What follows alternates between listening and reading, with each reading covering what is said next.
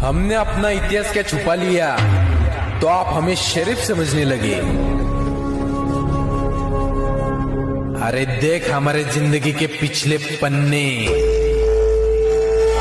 कितनों के इतिहास बदल दिए हमने।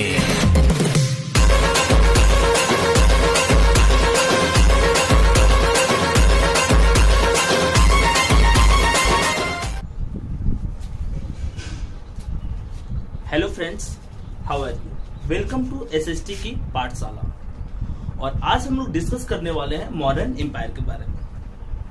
मौर्यन एम्पायर में कौन कौन से इंपॉर्टेंट रूलर हुए हैं, उनका टाइमिंग क्या था और कहां से कहां तक रूल किए थे, क्या स्पेशल फीचर था, क्यों मौर्यन एम्पायर जो है एंशिएंट टाइम का सबसे पावरफुल एम्पायर था और कहां रूल करता था। तो ये सारे जो आपके रिक्वायर्ड टॉपिक्स है, इसको आज के क्लास में हम लोग डिस्कस करने वाले हैं। देखिए, किसी भी एम्पायर की बात करते हैं, किसी भी डायनेस्टी की बात करते हैं, जैसे कि हम लोग प्रीवियस जो वीडियो में किए हुए थे चोलास डायनेस्टी के बारे में डिस्कस, तो डायनेस्टी के फाउंडर, उनका रूलिंग टाइम, क्रोनोलॉजी यानी कि ड्यूरेशन क्या था, हिस्ट्री मतलब डेट, तो डेट की कब से कब तक रूल किए थे, उन्होंने कौन कौन सी इंपॉर्टेंट बैटल लड़ी, इन सारी चीजों के बारे में डिस्कस करना होता है। अगर हम बात करते हैं मॉडर्न डायनेस्टी की, तो मॉडर्न डायनेस्टी स्टार्टिंग स्टेज में कहा रूल करती थी, उसके बाद उसने अपने टेरिटरी को एक्सपेंड किया। बट मॉडर्न डायनेस्टी जो थी स्टार्टिंग स्टेज में मगध पे रूल करते थे। मगध के एक रूलर थे जिनका नाम था घनानंद। नंद डायनेस्टी के लास्ट रूलर थे, कैपेबल उतने नहीं थे, जिसके चलते चंद्रगुप्त मौर्य उनको डिथ्रोन कर देते हैं, यानी कि गद्दी से हटा देते हैं कौटिल्य के हेल्प से और मॉडर्न डायनेस्टी फॉर्म करते हैं। तो देखते हैं डेट वाइज की कब से कब तक, ड्यूरेशन क्या था इस पूरी डायनेस्टी का। तो आज का जो टॉपिक है हम लोग का वो है मॉडर्न डायनेस्टी। मॉडर्न डायनेस्टी और जो ड्यूरेशन है इसका 324 बीसी से लेकर के 187 बीसी तक। ये बीसी का मतलब क्या होता है? देखिए, जब भी आप एंशिएंट हिस्ट्री पढ़िएगा तो बीसी जैसे टर्म आएंगे। बीसी का मतलब बिफोर कॉमन एरा, यानी जीसस क्राइस्ट के बर्थ के पहले वाला टाइम। जीसस अभी अगर इस साल की बात करें 2021 चल रहा है, तो जीसस क्राइस्ट के बर्थ के बाद 2021 ईयर पास हो गया है और मॉडर्न डायनेस्टी जीसस क्राइस्ट के बर्थ से इतना साल पहले लाइज करती थी। यानी अगर हम डेट वाइज क्लासिफाइड करेंगे तो आज से 2400 years ago modern dynasty lies करती थी। तो ड्यूरेशन क्या था? 324 बीसी से लेकर के 187 बीसी तक लाइज करती थी मॉडर्न डायनेस्टी। कौन कौन से इंपॉर्टेंट रूलर रहे मॉडर्न डायनेस्टी के? फर्स्ट जो फाउंडर थे इसके वो थे Chandragupta Maurya. Chandragupta Maurya was the founder of modern dynasty, जो रूल किए थे 322 या अप्रॉक्स, यहाँ पे दो अलग अलग डेटा दिया रहता है, 324 भी दिया रहता है। तो 322 या 324 से लेकर के 298 बीसी तक रूल किए थे। इसके बाद इनके सन जो है बिंदुसार रूल किए हुए थे 298 बीसी से लेकर के 273 बीसी तक। ये भी कैपेबल रूलर थे, टेरिटरी को एक्सपेंड किया। इस डायनेस्टी का या पूरे इंडिया की अगर बात करते तो पूरे इंडिया में अगर कोई सबसे ज्यादा पावरफुल रूलर रहा है वो है अशोका। और अशोका का ड्यूरेशन क्या था, टाइमिंग क्या था? तो अशोका का टाइमिंग था 273 बीसी से लेकर के 232 बीसी तक। काफी लंबा टाइम तक रूल किया था अशोका ने। इसके बाद जो हम लोग डी पार्ट लिखे हुए थे इसमें बहुत सारे रूलर हुए, कोई भी कैपेबल रूलर नहीं था, इसलिए विद इन 50 ईयर्स ही ये डायनेस्टी खत्म हो जाती है। बृहद्रथ जो था इस डायनेस्टी का लास्ट रूलर था और पुष्यमित्र जो बृहद्रथ का सेनापति था, मौर्यन डायनेस्टी का सेनापति था, वो बृहद्रथ को मार करके अपना वो डायनेस्टी फॉर्म कर लेता है। ठीक है, Brihadratha was the last ruler. यहां से क्वेश्चन पूछता, who was the founder was Chandragupta Maurya. Duration क्या है? तो 324 से लेकर के 187 तक।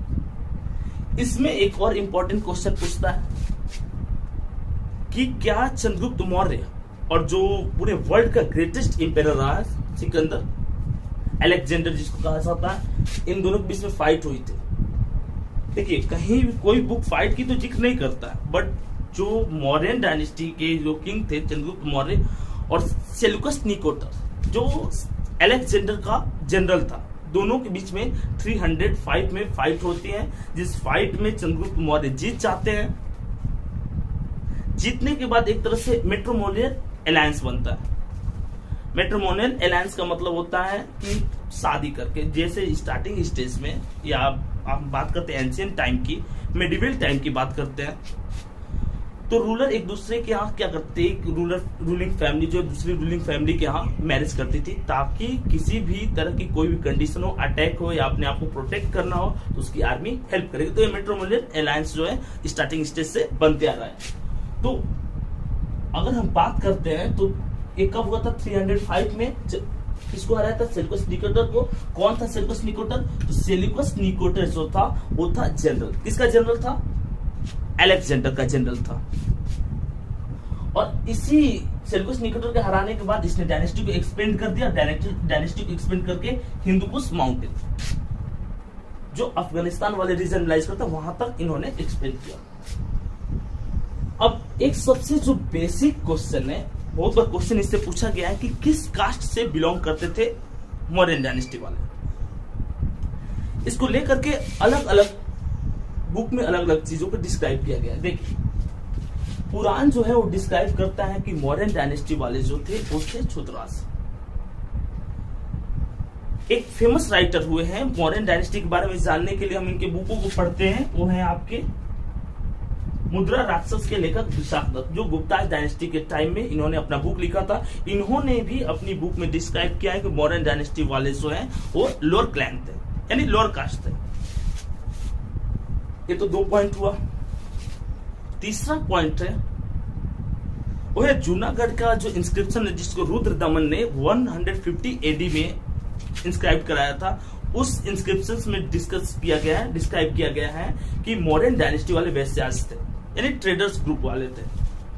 जबकि बुद्धिज्म जो है, बुद्धिज्म से रिलेटेड जो बुक है उसकी विनय पट्टिका, वो बोलती है कि शक क्षत्रिय जिस डायनेस्टी से बिलोंग करते थे, बुद्धिज्म, ये लॉर्ड बुद्धा, उसी डायनेस्टी से, उसी क्षत्रिय वाला जो पार्ट है, शक के क्षत्रिय थे मौर्य। तो कहीं भी आपको एक अच्छा डिटेल नहीं मिल सकता, प्रूफ नहीं मिल सकता, क्योंकि एंशिएंट टाइम में रिटन वर्क उतने ज्यादा नहीं होते थे। तो ओरली कल्चर पे बेस्ड होकर के हम अलग अलग प्रायोरिटी मानते हैं, क्योंकि बहुत सारे बुक में ये डिस्क्राइब किया गया है कि मौर्यन डायनेस्टी वाले शूद्रास थे। तो हम लोग एक कॉन्सेप्ट ले रखे हैं कि मौर्यन डायनेस्टी क्या थे? Lower caste. एक क्लियर हो गया। सेल्यूकस निकोटर को मैट्रिमोनियल अलायंस करके क्या किए? इन दोनों ने अपना एरिया इस्टेब्लिश कर लिया। हेलेना सेल्यूकस निकोटर की वाइफ का नाम था और चंद्रगुप्त मौर्य की बीबी। अब नेक्स्ट पॉइंट है, Megasthenes was a Greek ambassador sent to the court of Mauryas. Megasthenes कहाँ का था? यूनान का। सेल्यूकस निकोटर ने एक अपना एम्बेसडर सेंड किया था मगध में, पाटलिपुत्र में। ये चंद्रगुप्त मौर्य के कोर्ट में ही रहते थे। इनकी जो रूलिंग एडमिनिस्ट्रेटिव मेथड था, मॉडर्न डायनेस्टी के टाइम में लोग कैसे सरवाइव कर रहे हैं, लोगों का मेन ऑक्यूपेशंस क्या है, इन सारे चीज को इन्होंने एक बुक में डिस्क्राइब किया, जिस बुक का नाम है इंडिका। और इंडिका भी एक सोर्स है मॉडर्न डायनेस्टी को जानने का, एक बेस्ट सोर्स है। वो अलग बात है कि वो बुक खो गई थी, तो उसके जगह पे कोई दूसरी और भी जो आपके नॉलेजेबल इंटेलेक्चुअल पर्सन थे यूनान वाले, उन्होंने कंबाइन करके लिखा, और उसी के बेस पे हम इंडिका का व्यू मानते हैं। तो मेगास्थनीज ने कौन सी बुक लिखी थी? इंडिका थे। एक कौन? तो ग्रीस के एक एम्बेसडर थे जिसको सेल्यूकस निकोटर ने इंडिया भेजा था। कहां पे? मॉडर्न डायनेस्टी का। अब एक और क्वेश्चन जो कंटिन्यू पूछा जाता है डिफरेंट कॉम्पिटिटिव एग्जाम में, Chandragupta Maurya became a Jain and went to the Chandragiri hills. Chandragupta Maurya जो थे वो किस रिलीजन से बिलोंग करते थे? चंद्रगुप्त मौर्य जो थे जैनिज्म को अडॉप्ट कर लिए थे भद्रबाहु के संगत में आकर के, ठीक है, क्योंकि महावीर के डेथ के बाद जो अलग अलग तीर्थंकर हुए, उसके बाद जो डिफरेंट रिप्रेजेंटेटिव हुए, तो जो जैनिज्म था वो 2 पार्ट में सेपरेट हो गया था, एक दिगंबर और एक श्वेतांबर। तो दिगंबर और श्वेतांबर, दिगंबर मतलब वो पूरी तरह से क्या होते थे? आइडियोलॉजी को फॉलो करते थे, न्यूड रहते थे। वो भद्रबाहु के संगत में आकर के इन्होंने जैनिज्म को अडॉप्ट कर लिया, और एक कर्नाटका चले गए थे जहां पे स्टार्वेशन, भूख के कारण, क्योंकि बहुत ही ज्यादा ये उपवास रखते हैं दिगंबर वाले, इनकी डेथ हो गई चंद्रगिरी हिल के पास। तो यहाँ पे एक क्वेश्चन और भी हम लोग कर लिए, 2 पार्ट जो है इसके जैनिज्म के, दिगंबर और श्वेतांबर। दिगंबर न्यूड रहते थे और श्वेतांबर जो है व्हाइट ड्रेस और करते हैं, पहनते हैं। ट्रेड्स देखिए इस टाइम में क्या हुआ कि और सब डायनेस्टीज जो मगध था जिस रीजन में रूल करते थे, सबसे इंपॉर्टेंट फीचर है इसका कि मौर्यन जिस रीजन मगध में रूल करते थे ये उस टाइम का सबसे फर्टाइल लैंड था, इसके पास गंगा और सोन रिवर के बीच में लाइज करता था। दूसरा पॉइंट कि इसके पास फॉरेस्ट थे जिससे वुड की रिक्वायरमेंट फुलफिल कर ली जाती थी। थर्ड पॉइंट की हाथी इनके पास बहुत ज्यादा थी। फिफ्थ पॉइंट जो आप डिफरेंट वेपन्स बनाते हैं वॉर फील्ड के लिए, तो वेपन्स के लिए इनके पास आयरन माइन था, तो सारा चीज सुटेबल था और नेचुरल बाउंड्री भी प्रोवाइड होता था। इसीलिए Magadha was the most important Mahajanapadas, most important empire, और ये इसी मगध पे रूल करते थे। Trade flourished, agriculture was regulated. Trade इस टाइम में काफी बढ़ा, अलग अलग फॉरेन का, जैसे सेल्यूकस निकोटर यानी कि ग्रीस से भी ट्रेड मॉडर्न ने किया। एग्रीकल्चर वाज रेगुलेटेड, एग्रीकल्चर पे टैक्स लगाया गया, बट डिफरेंट फैसिलिटीज भी प्रोवाइड की गई इरिगेशन के लिए। ठीक है, weight and measures were standardised. देखिए वेट एंड मेजर्स कैसे स्टैंडर्डाइज्ड हुआ। मॉडर्न डायनेस्टी से पहले लोग बार्टर सिस्टम को प्रीफर करते थे, यानी कि आप मुझे गुड्स दीजिए मैं आपको गुड्स दूंगा। वो क्वाइंस वाली कोई कॉन्सेप्ट ही नहीं थी, बट इस टाइम में डिफरेंट क्वाइंस को यूज किया गया किस चीज के लिए, अलग अलग चीजों को परचेज करने के लिए, and money come to in use. इसी टाइम में मनी यूज में आया। ठीक है, अब अगर हम बात करते हैं सेकंड रूलर की, मौर्यन डायनेस्टी का जो सेकंड रूलर था वो था आपका, मौर्यन डायनेस्टी का जो सेकंड रूलर था वो बिंदुसार। बिंदुसार चंद्रगुप्त मौर्य के बेटे थे और ये मौर्यन डायनेस्टी के सेकंड रूलर थे। ठीक है, इनको अमित्रघात यानी शत्रुओं का संहारक भी कहा गया है, और इन्होंने बहुत ही ज्यादा टेरिटरी को एक्सपेंड किया, बे ऑफ बंगाल से लेकर के अरब सागर तक, यानी कि साउदर्न रीजन को भी कंट्रोल किया। कहां तक, मैसूर तक। तमिलनाडु वाले पार्ट में मौर्यन डायनेस्टी रूल नहीं करते थे, और इन्होंने डेक्कन वाले रीजन में भी कंट्रोल किया। देखिए सोर्सेस क्या है, मौर्यन डायनेस्टी को जानने का आपके पास सोर्सेस क्या है। 2 सोर्सेज है, लिटरेरी सोर्सेज और आर्कियोलॉजिकल सोर्सेज। लिटरेरी सोर्सेज मतलब डिफरेंट बुक्स के हेल्प से हम जान पाते हैं कि मॉडर्न डायनेस्टी के टाइम, मॉडर्न एम्पायर के टाइम में क्या क्या हुआ था। वो कौन से इंपॉर्टेंट बुक है, कौटिल्य अर्थशास्त्र, जिसकी सहायता से चंद्रगुप्त मौर्य एक रूलर बने थे, वो थे कौटिल्य, जिनको चाणक्य भी कहा जाता है, और उनका एक और नाम विष्णुगुप्त भी है, जिन्होंने अर्थशास्त्र लिखा। और अर्थशास्त्र किस चीज पे बेस्ड था, क्वेश्चन भी पूछता है, तो अर्थशास्त्र जो है पॉलिटिकल और economical theories based.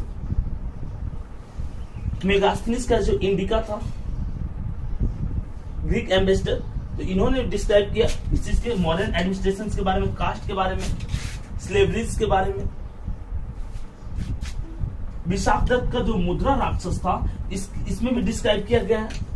Gupta dynasty के टाइम में इस बुक को लिखा गया था, इसमें भी मॉर्यंस के बारे में डिस्क्राइब किया गया कि मॉर्यंस का रूलिंग मेथड क्या था, मॉर्यन सर्वाइव कैसे करते थे, टैक्स कलेक्शन सिस्टम क्या था। सेकंड जो सोर्सेज है आपके आर्कियोलॉजिकल सोर्सेज है।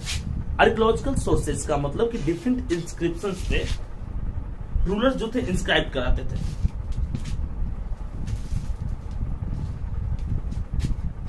जनरली अशोका ने इंस्क्रिप्शंस बहुत सारे करवाए हैं।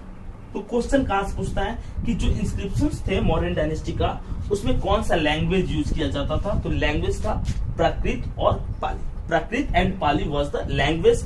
और सेकंड पॉइंट है ये जो आपका अंडर ब्रैकेट पार्ट में दिख रहा है, Brahmi and Kharosthi was the script. Prakrit और पाली लैंग्वेज था और स्क्रिप्ट क्या प्रीफर की जाती थी, ब्राह्मी और खरोष्टी। यहां से इंपॉर्टेंट क्वेश्चन पूछे जाते हैं, तो आप इस चीज को जरूर कीजिए। ठीक है, सेकेंड है अशोका एडिक्ट्स एंड इंस्क्रिप्शंस।